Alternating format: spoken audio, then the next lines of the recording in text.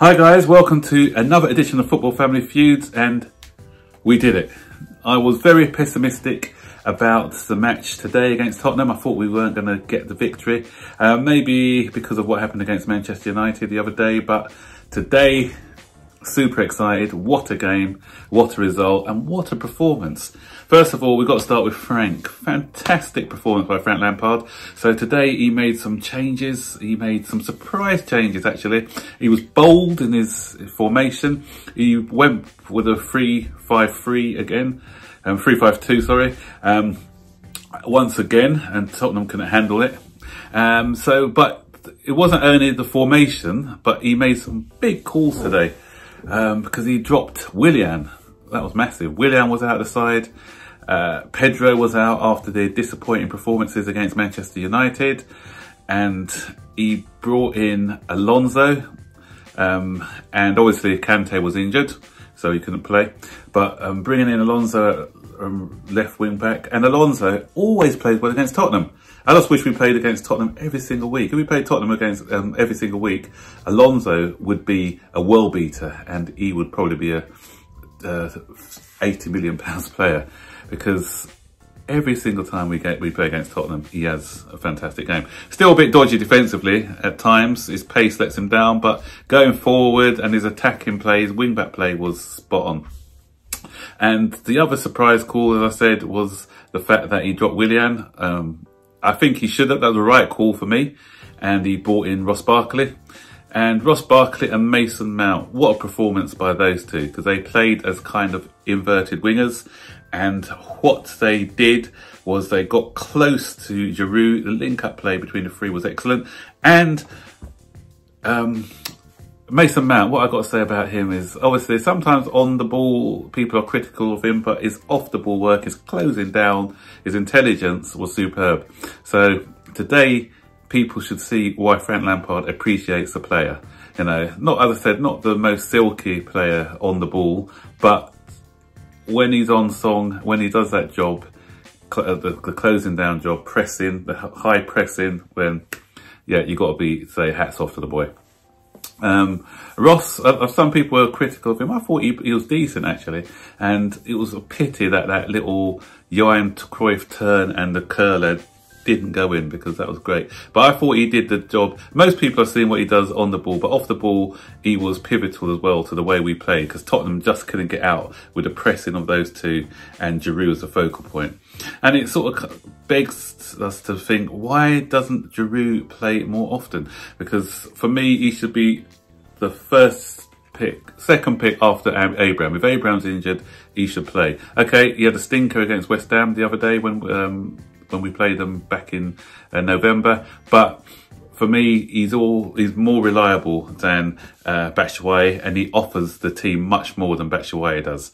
So I would, when Abraham's not fit, I'll be putting Giroud in, because as I said, we worked hard today. Got tired towards the end, that's why he got substituted, but fantastic goal. He took his goal really well. You know, it was his movement for the first.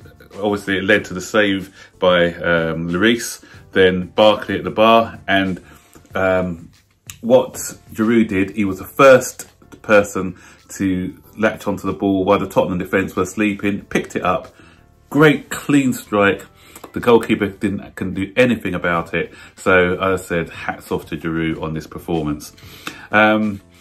Other standout performances, Reece James as normal, fantastic, especially that one where Ndombele kind of bulldozed his way into the box with a bit of skill as well. But, you know, Ndombele is a strong guy, but what Reece James did was, you know, he said, you know what, you're not getting past me. And he just got his body in the way, but knocked Ndombele to the floor like he's a little boy, showed a lot of maturity. And he played well in the wing-back role. Can't fault many performances, actually. We did, as I said, everyone played their part today, and we were fantastic. Kovacic in the middle of the pitch as well, and Jorginho ran the show. Kovacic is looking like a steal now in that position that he's got, but Lampard's got him playing in. It's proving dividends, because, again, he was dictating the play. So good by him. And as I said, I'll talk about VAR in a minute. I'll get to that because it's going to dampen the mood, and it's more for feel good video today. As I said, we needed to win this game because of especially what happened against Manchester United the other day, and so as I said, the guys were up for it. A London derby, they were up for it. They showed positivity. They were closing down from the start, harassing the Tottenham players, and this is how we should play. This is the tempo that we need to be playing at. And the second goal was quite sweet for everybody, because if you saw, all 4 substitutes got involved. You know, first of all, we had Mason Mount with his bit of skill, knocked it to Giroud, who knocked it on to Barkley to Alonso, and a clean finish into the corner by Alonso. The only couple of disappointing things for me was, first thing, that we couldn't keep a clean sheet. We're singing the praises of Caballero, and Caballero didn't do anything wrong. He pulled off a brilliant save early on at 1-1, or was it 1-0 at the time? Yeah, 0-0 at the time. He pulled off a really good save. From corners, he looked strong, positive, coming out to meet the ball, and it made our defence look more assured because he knew what he was doing when it came to set plays. But as I was saying, clean sheet, and then they go and score a goal right near the end, and that sort of dampened the mood a bit, because 2-0 is a better scoreline than 2-1. And it was a deflection. Could Rudiger have been stronger with that shot by Lamela? Probably, you know. So it took a deflection. Caballero could do nothing about it. But yeah, I'd have been happy to have gone away with 2-0. So let's get to that controversy again. VAR screwed us over for the 2nd week running. And I say screwed us over because obviously people say, look, we won the game, so what are you talking about? But for me, that was vital, because we were 2-0 up at the time. Had Lo Celso got sent off for that stamp on Azpilicueta, then we could have gone on to score another 2 goals maybe. As I said, maybe it could have, Tottenham may have just camped everyone into their own half, and it could have still remained 2-0. I can't see them scoring. It wouldn't have been 2-1. I couldn't see them scoring. But you never know what the score could have been, because obviously they were chasing the game. They needed points. We could have picked them off with 10 men, and we could have gone on to score another, as I said, another 2 or 3. And this could prove vital towards the end of the season, because goal difference may count. At the moment, we are on +8, Tottenham are on +8, Manchester United on +9. So if we miss out on top 4 by 1 goal or 2 goals, then this could be the pivotal moment.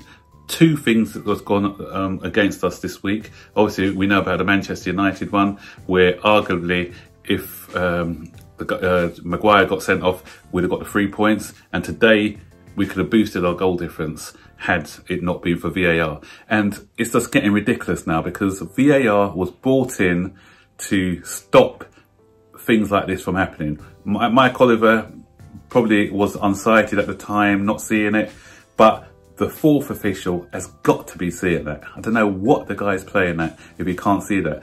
That is a leg breaker. He stamped on Azpilicueta's foot. Azpilicueta's got a big cocoa on his foot now, and this guy, as I said, in VAR, it's just ridiculous. So 2 VAR decisions. So that's why people don't like VAR, because again, it's all subjective. And big calls, these are obvious calls. These are not even 50-50s. These are obvious calls, and they're not being picked up by VAR. So what is the point of VAR? You know, I prefer scrap VAR and go back to the referee decisions, unless they get these kind of decisions right. You know, the only thing that they're getting right, obviously, the offside, even the offsides, I say sometimes, because you don't know where they're drawing that line from, as the ball actually being kicked before they've drawn that line. So they need to perfect the system before introducing it, otherwise it's going to pose more questions than answers. So Frank, once again, got the better of Jose Mourinho.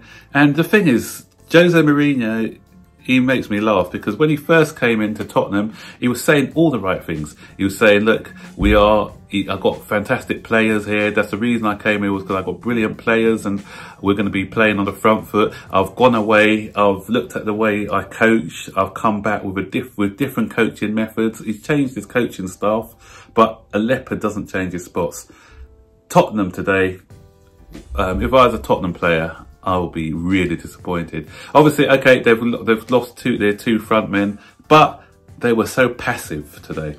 The difference was when we played a 3-5-3, they played I keep saying 3-5-3. We played a 3-5-2 formation, where they played a 5-3-2 formation. Their wing backs weren't pushing up. Their wing backs were staying back at all times, and they just wanted to defend. I think they probably wanted to hit us on the break or get a counter-attacking goal.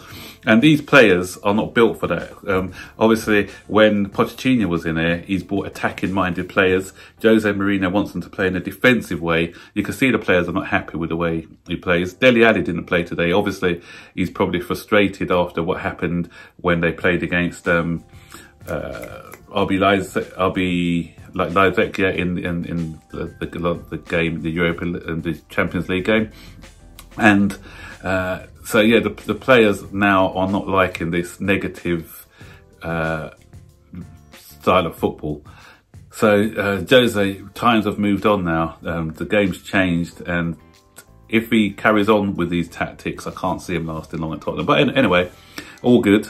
4 points ahead of Tottenham now. Sheffield United drew, which is good as well. So we've got a little buffer on Sheffield United. Hopefully Manchester United do what Manchester United always do, beat the big teams and then go and struggle to beat the other teams. They've got Watford tomorrow. So hopefully they just lose against Watford, so we have that 6 point gap on them. So it's looking more rosy, you know. As I said in my video in the match review for Tottenham, I said, for Manchester United, sorry, I did say down that day, but you never know what happens. You know, 5 days in football, things can change. And now, as I said, we're looking in a much better position. What we need to do now, we've got to keep this up. We've got to show some consistency, because it's good beating Tottenham and then going out in our next game and the levels drop again. The thing is, the last time we beat Tottenham, everyone was feeling good and we thought, yeah, this is the start of something, and then we had that slump. This time, Frank Lampard's got to remind the players, look what happened last time we beat Tottenham. Beating Tottenham isn't the end of it. We need to go out and finish the rest of the season strongly. And one final point as well. When I did my preview video, did it the day before, on the Thursday, so I didn't see Frank's press conference, and it was nice to see Ruben Loftus-Cheek back on the bench. Didn't need to come on today, but having him back at the business end of the season is a massive boost for the lads. And I think going forward, we need to sort of start giving some of these periphery players a chance. As I said, on today's showing, Alonso proves that he needs a few more games. Giroud proves that he can play a few more games. As I said, even Barclay was quite impressive today. So, you know, this is a shout out to all the squad players today who came in, did a job, and got us that result, because we haven't been great at home this season. But today, they just gave it their all, and it was fantastic to see us get back into winning ways. So onwards and upwards, we've got Bayern Munich coming up on Tuesday. Another big performance from the boys is called for, and obviously let's have a kickstart now for the rest of the season, and let's get back to winning ways so that we can cement that top 4 place. Oh yeah, and Leicester lost as well, so we've shortened the gap to 6 points. So Leicester, we're coming for you boys. So guys, don't forget, keep that blue flag flying high, and I'll see you on the next video. Peace out.